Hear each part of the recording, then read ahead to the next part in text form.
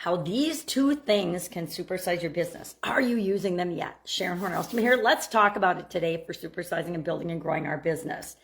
These two things are trust and mutual respect. I'll give a couple of examples of how you can show trust and mutual respect in your organization.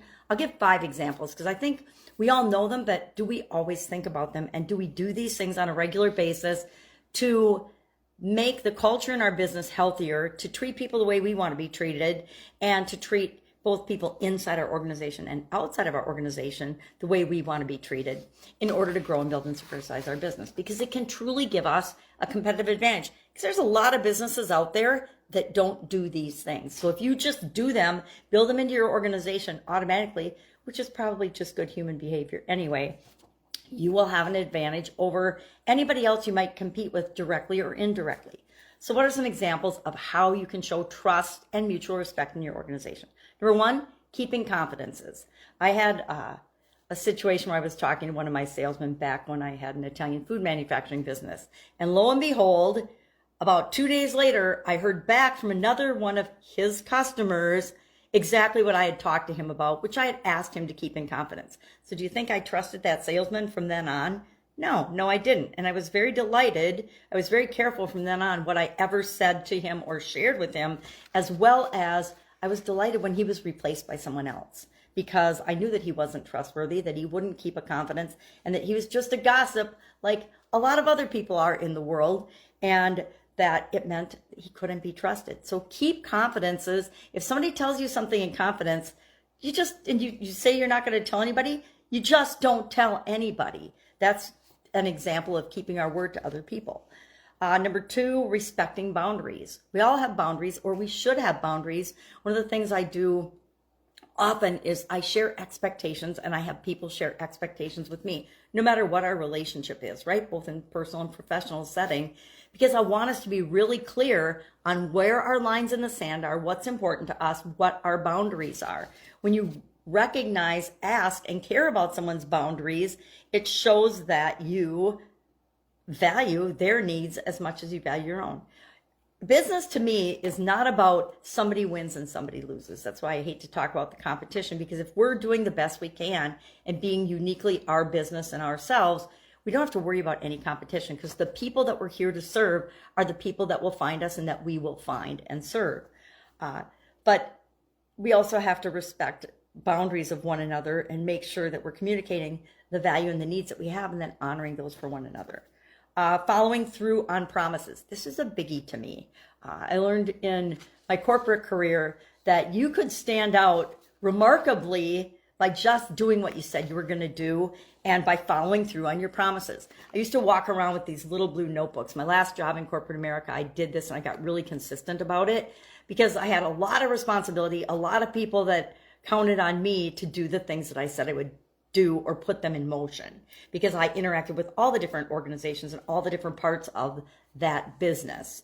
And so I would walk around with these little blue notebooks, and whenever I needed to do something or needed to note something, I wrote it down in the notebook and I put a little checkbox, a little square in front of it. And at the end of each day, I would look through my notebook and make sure that I had a check on everything that I said I was going to do. So I made sure I was consistent. Was it easy to do? Yeah, it only took me about 2 days to form the habit of doing that. And that literally skyrocketed my career and my ability to succeed in that organization. I got a promotion in 3 months and ended up with an entire function of a multi-$100-million company because I was consistent. People could count on me. They knew I would do what I said I was going to do, and that I would follow through and I would do those things, and they got done. And more got done in 3 months than it got done in about 3 years or 30 years with that organization in those functions that I ran in that business. And so that really helped me. And I wasn't thinking of it as a competitive advantage. I personally was thinking of it as, how can I do my job best? And that was a little trick that I learned and implemented pretty early on that really, really helped my career. Communicating honestly, even when it's hard. Say that person around the water cooler, I don't know if I shared this example, shares a confidence of yours that you didn't want other people to know. And you honestly and kindly express to them how it made you feel. You're not beating them up, you're not blaming them, you're just saying, hey, it hurt my feelings when you shared my secret with everybody around the water cooler. Why? Because that honest feedback, when respectfully given, deepens a relationship and shows that you care about the other person enough to give them that feedback. Will everybody respond to it? Absolutely not. But will the people that matter and should matter in your life respond to it? Yes. 5, supporting each other's growth. Say your business partner comes to you and says, hey, I really want to explore AI. I want to take a course or learn something about AI to implement in our business. And you support that by giving them the time that they need to do that, because you know it's going to be good for them and it will probably be good for your business as well.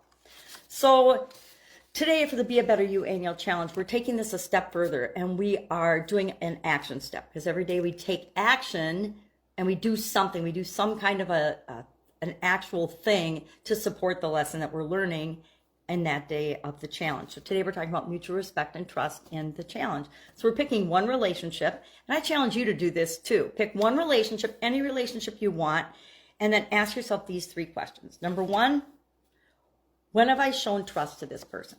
Number 2, how have I demonstrated respect for their needs and opinions? And number 3, where might I have fallen short? Guess what? We all fall short sometimes, right?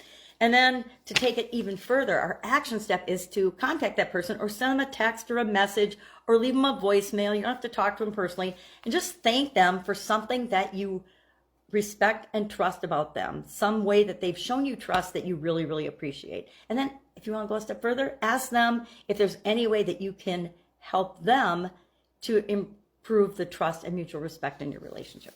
This goes really, really far with customers as well as with suppliers, vendors, other people you interact with, internal customers in your organization as well. I always like to think of everyone in the organization as, depending on your role, if you're the CEO, everybody in the organization is actually your customer, because your job, your role is to help support them to do what they need to do to help your business grow and build and supersize.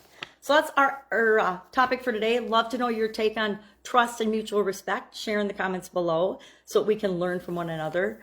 Don't feel bad about sharing where you've struggled with this as well, because I don't know about you, but I learn way more from my mistakes than I ever learned from the things that go right in the first place.